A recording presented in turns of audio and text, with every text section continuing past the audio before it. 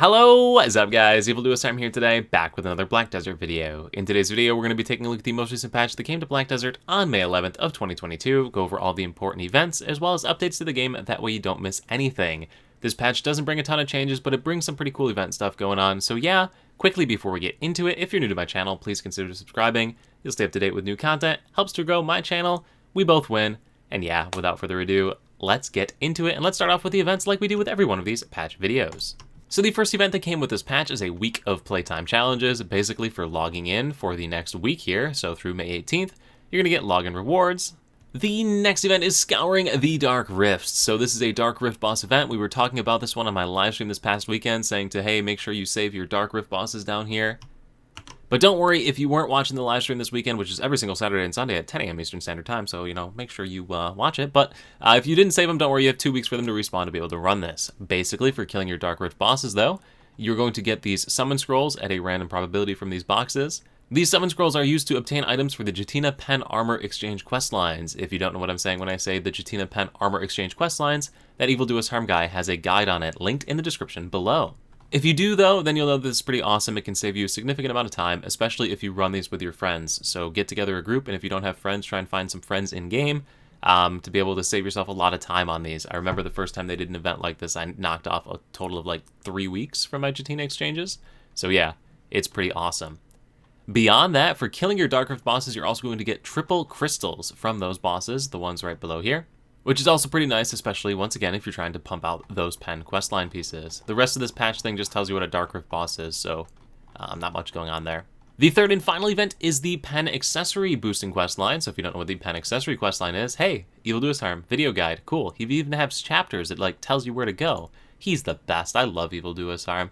But yeah, the event is basically that the quest lines are going to award double rewards. So if you watch that video, you'll know that if you go to a quest tab and you take like a life skill quest, it normally gives you 1, but you can see that the rewards are 2.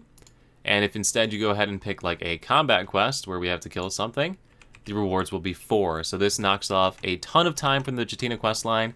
Highly recommend you take advantage of this. I've been waiting for this one to come around again so that I could like get back into doing this because it's painful for the final stage, but so yeah, 2 weeks, take advantage of this one, really, I promise, it's worth it. This is like one of the better events here. I guess if you're trying to upgrade your combat gear, still waiting for the Jetina life skill gear questline Pearl Abyss.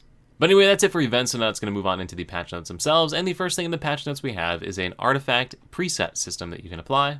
If you press the I key on the keyboard to open up your inventory, click on the artifacts button here at the bottom, you will see that there are now presets that you can set up for your artifacts. Pretty straightforward, save your presets, put them on, all that simple stuff. Next thing we have are world boss changes. So the various world bosses in the game of the nightmarish variety, or the more difficult enhanced versions, have changes to their skills. So some skills have new area of effects that are going to tell you they're coming, earlier area of effect warnings telling you that they're coming, and damage reductions on some one-hit kill abilities. So general like tweaks. They also say in here that they are going to look into changing the rewards. So they're undergoing and having discussions about that one for the rewards for them. So leave your feedback and opinions, I guess, but not on my video because nobody watches my videos. The next thing here are events, and we already covered all the events, so nothing to worry about there. We then get into the character changes. The biggest one here is on the Drakania. Drakania PvP damage has been modified, so I guess I'll just leave this here on the screen. This top one is damage going out, and the bottom one is damage going in. I'm not a PvP player, I have no idea how this impacts the gameplay whatsoever. Good luck! Next up we have the changes to the outfits, the Pearl outfits that we were talking about in the previous patch update video. So right here they have taken effect. Pearl outfit prices are increased, and they also give you more items when you melt them down. We have changes to the text of a bunch of different items in the game. This is continuing along with their system that they're working on to make the game more accessible and easier to understand, so a bunch of items got changed there. Moving on to the monster tab, they have changed the spawn locations for Dark Rift bosses. I'm assuming to get them out of the locations where people could die, if they happen to do them on an Elvia server on accident or something. So yeah, Beg's Dark Rift spawn location has been moved, and then Muskin's Dark Rift location has been moved. Next up in the Quest and Knowledge tab, unskippable cutscenes in the quest for the Mountain of Eternal Winter have been made skippable on your second playthrough, which means that my super power leveling guide is even faster now. It takes about 10 hours if you want to do it by questing only to go 1 through 61 now. And this is going to save you a whole, like, I don't know, 5 minutes. So, gains right here. Moving a bit further down, guild quests that involve fishing have been modified such that they require only a specific color of fish rather than a specific type of fish. The contribution EXP awarded for quests in the Mountain of Eternal Winter as well as Odalita have been buffed, so you get a little bit more contribution EXP out of those quests. Helpful for my leveling guides because they use a ton of quests out of the Mountain of Eternal Winter now. And then as far as major changes to this patch, that pretty much does it. So, that's it for the patch notes video. If it is going to help you, let me know in the comment section below. But before we finish here, I want to thank everybody for any birthday wishes you may have offered me at any one of the various social media channels. My birthday was on Tuesday. I did go out on Tuesday night, and now it's Wednesday, and I still have like a headache, so oops, hey, you know, you gotta live it up. But yeah, so that's why there's no content really this week, because I've kind of been, you know, celebrating my birthday. I'm ready to get going again.